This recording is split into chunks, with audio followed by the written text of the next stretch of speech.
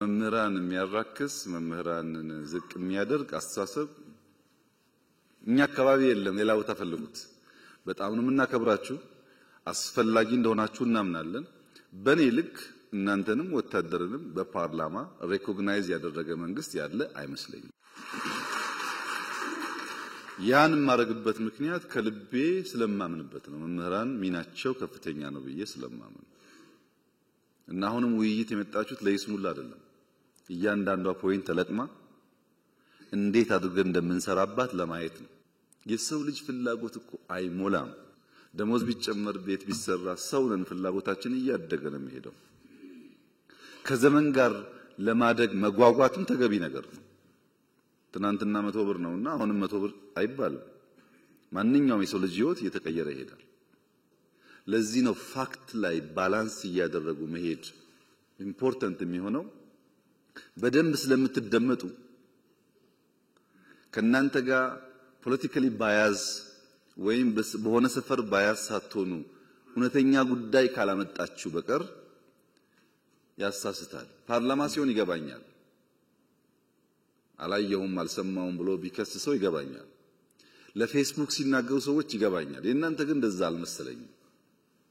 እና ትንሽ ሚዛን እየጠበቁ መነጋገር ጠቃሚ ይሆናል። የእናንተ ሐሳቦች በርካታዎቹ ለፖሊሲ ግብአት ስለሚሆኑ የመጀመሪያው ሐሳቤ ያለንበትን ዘመን መረዳት ማወቅ ያስፈልጋል። ዘመን በቅጡ ካልተረዳን ዘመን ልንዋጅ አንችልም፣ ትውልድ ማስመለጥ ደግሞ አንችልም። ምን ውስጥ ነው ያለነው? የኛ አያቶች የነበሩበት ዓለም የራሱ ዓለም ነው፣ ይክፋም ይልማም። የኛ አባቶች የነበሩበት ዓለም የራሱ ዓለም ነው፣ ይክፋም ይልማም። የኛ ዓለም ሌላ ዓለም ነው። ምን ውስጥ ነው ያለነው? እንዴት እንንቃ? እንዴት እንከተል? ምንድነው ያለው ቻሌንጅ ብለን ካልተገነዘብን እንቸገራለን። እኔ የተማርኩበት ትምህርት ቤት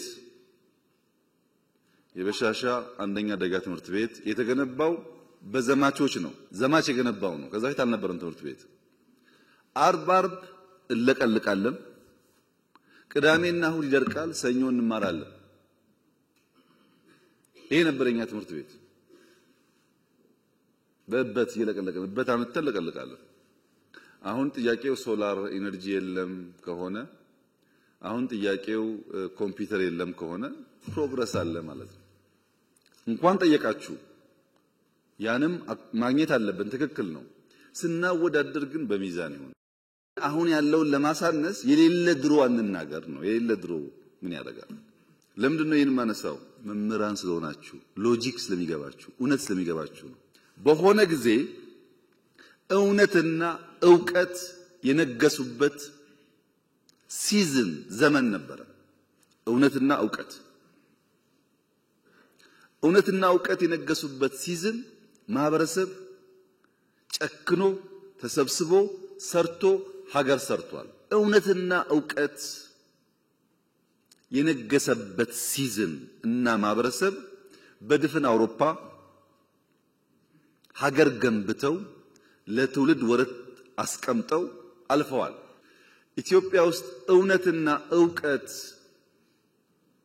መስፈሪያ እንዲሆኑ፣ ትክክል እንዲሆኑ መምህራን ካልሰሩ ማንም ሰው አይሰራም። እውነትና ዕውቀት ደግሞ ፈታኝ ናቸው፣ ዋጋ ያስከፍላሉ። እውነት ዝም ብላ የምትገኝ አይደለችም፣ ታስከፍላለች ዋጋ። ዕውቀት ዝም ብሎ የሚገኝ አይደለም፣ ታውቃላችሁ፣ ብዙ መድከም ይፈልጋል።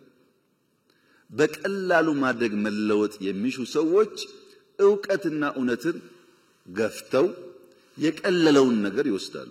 የለም የቀለለውና አቋራጩ ጥፋት ያመጣል። ቢከብድም እንኳ